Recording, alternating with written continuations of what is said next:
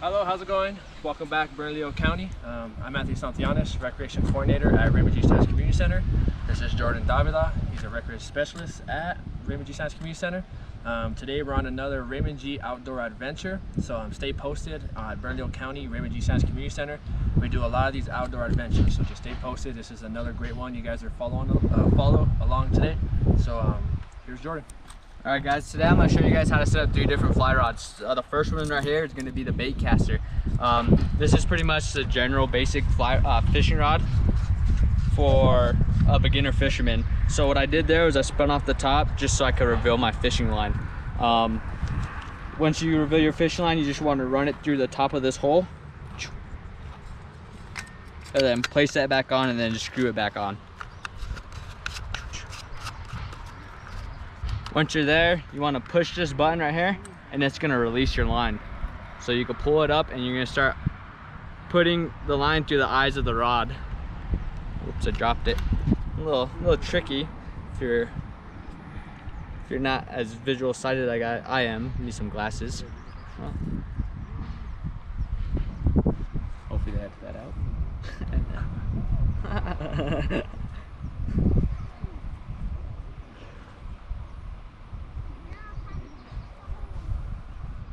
Alright, now that we got all of our line through the hole right here, through all the eye holes to the fishing rod, we're going to spin it over one time and that's going to stop your line from coming out, so you can't pull out any more line. It's stopped. From here, I'm just going to show you guys how to tie on a hook and a knot. So today's setup is going to be a hook on the bottom and a weight up top. I normally like to fish rivers like this because it gets your bait to the bottom a lot faster than lake setup, which is a little different than the river setup. The knot we're gonna tie is a pretty simple knot to tie on your hook. I'm just gonna start with a loop like that, and I'm gonna even it out and make another loop out of it. And you're gonna get something that looks like that. Once you're here, you're gonna get this loop end and put it through the other loop, and then you're gonna pull, and it should come something out like that. Once you get to here, this is gonna be your knot you're gonna tie your hook to. So with hooks, I normally go from a size 12 to a size 10 hook for the trout that I'll be trying to catch today. You get the hook out. Oh, I got all my hooks out.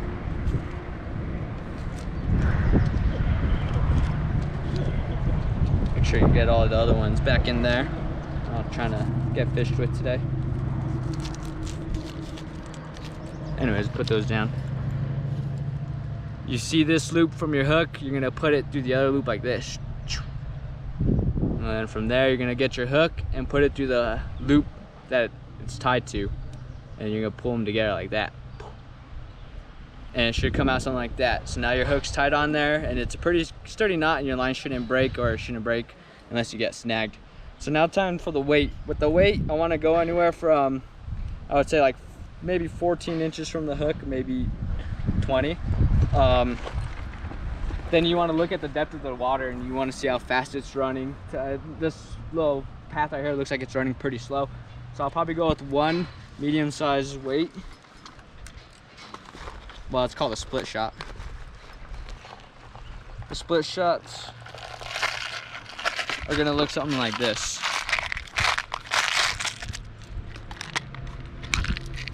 You got anywhere from small to medium to large to in between.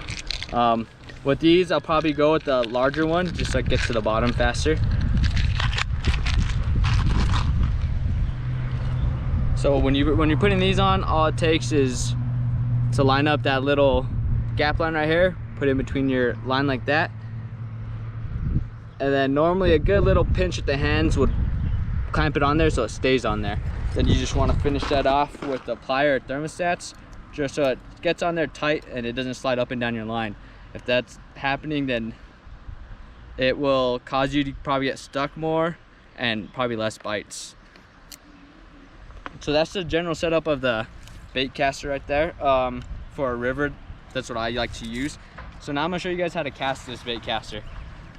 So just like in the video before, how we set up our line, we're gonna push this button again and it's gonna release our line. And that's what we're gonna do to cast it today. So we're gonna push this button, and as we're going forward, we're gonna release. So I'm gonna push and then let go, and it casts out. Now we just let it sit there and wait for a bite. You will feel the weight rolling along the rocks. That's good. It's going with the flow of the current, and the fish usually sit right there in the current. So that's how you set up a bait caster. All right guys, the next rod I'm gonna show you guys to set up is called the open face reel. It has a little lever. The reason why it's called open face is because it doesn't have the lid on like the bait caster. The bait caster is fully covered and it has a little button to push. This one, all you do is flip it open like that and line will come out. Flip it back open, line will stop. We're gonna show you guys how to set this one up today. So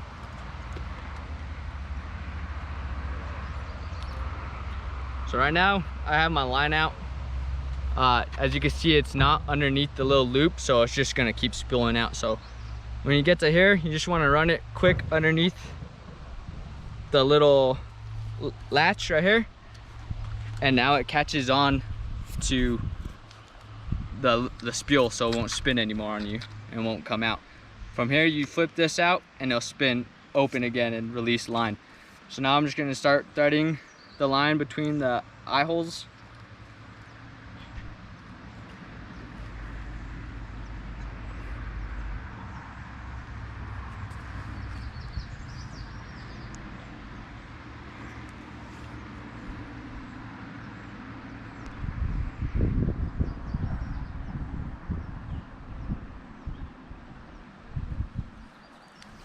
And once I get it through the eye holes, I want to close this shut so the line stops spilling out. From here, we're going to tie the same setup as we did for the bait caster, because we are fishing the river again, the same river. And it's going to be again the little loop, well, big loop turned into two little loops, and then this little loop will go through this loop, and you have your hook knot.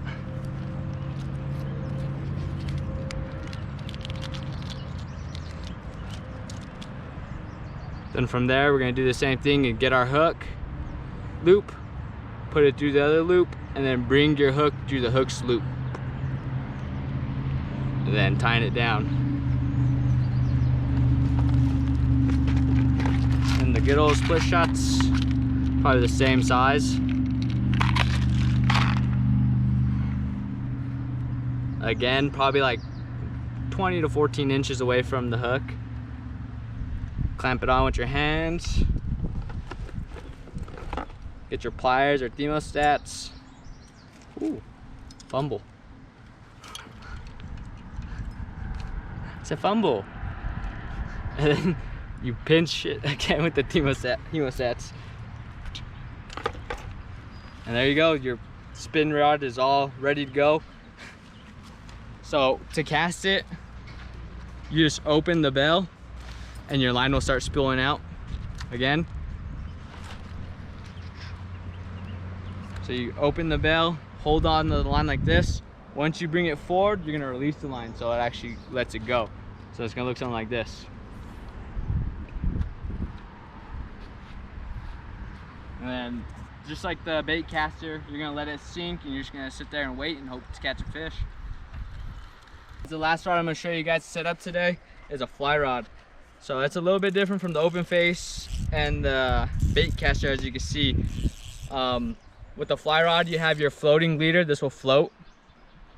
Well, your floating line, not a leader. This will float in the river on top of the water, and then you have your leader. This is actually your line that you're gonna tie all your flies to and your tippet to. So as I'm setting up my fly rod, I'm gonna just release the drag a little bit so it spins a lot easier. I'm gonna fold up my floating line. It makes it way easier to set up going through the eyelids instead of trying to use all the rope, because using all the line, because this line does like to fall back out of the eye holes because it's built for that.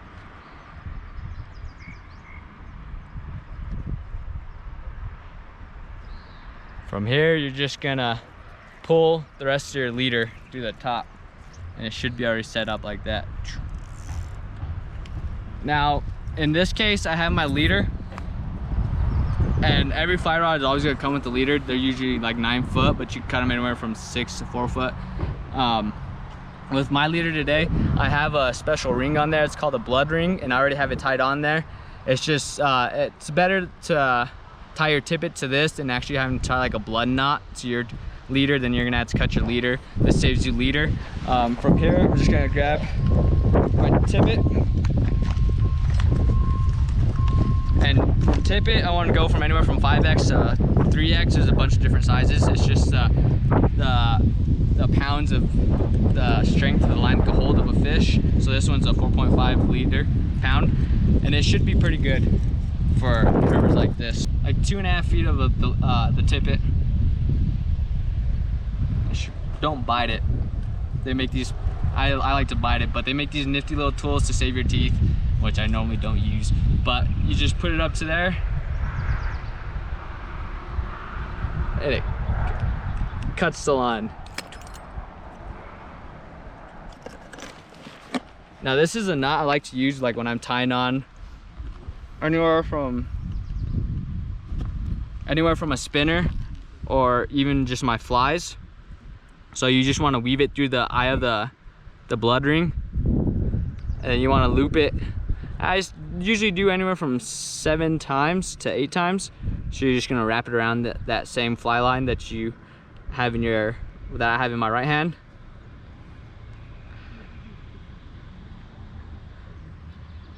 And once you get here, you just want to give it a little moisten, because when you tighten it, it does fringe and it gets hot. So it'll damage the line that you're tying. So once you're here, you want to get this end of the line into the eye hole. So like I said, you get your wraps around it, wet it, and at the very end of this ring right here, there's a little hole that I'm gonna weave this string, well, the end of the tippet through. If I can see it. Woo, woo, woo, woo. Oh, this is like the hardest part because I'm blind. Once you get there, once you get that string through the hole, you pull it tight and it should tie down like this on there. Once you're there, you want to clip the tag end of your tippet, of your knot.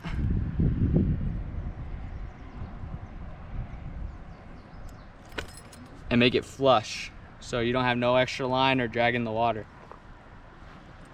Today I have a San Juan worm that I'm gonna tie on. So your finished product should look like this once you get that tied on. Then you want to do the same thing, get your little nifty tool to clip off the tag end as close as possible to the knot. And there you go, it's tied on. Now I'm gonna show you guys, well actually there's one more thing. So with the fly rod, we're gonna use a thing called an indicator. It's like a little bobber, but it's for a fly rod. Normally when putting on the indicator, I usually want to start off pretty close to my worm.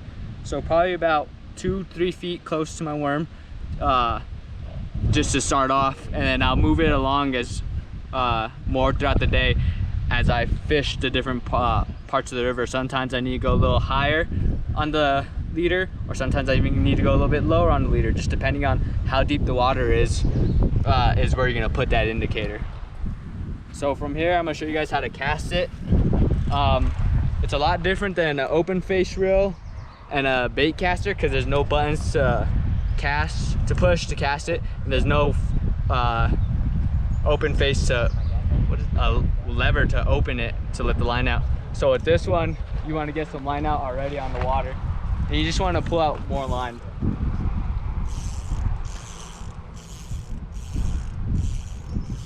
Probably that much line should be good. From here, you want to do a 10 to 2, so you'll go from 10 to 2, and you're just gonna stream it out there until you get far enough into the hole you want. Make sure you check your back surroundings, because you can get stuck on those trees. It's very easy to get stuck on those trees. Make sure you have a good place to cast, a clear place to cast, and then you just let it sit there and float and watch your indicator. If you see that thing goes down, you pull up.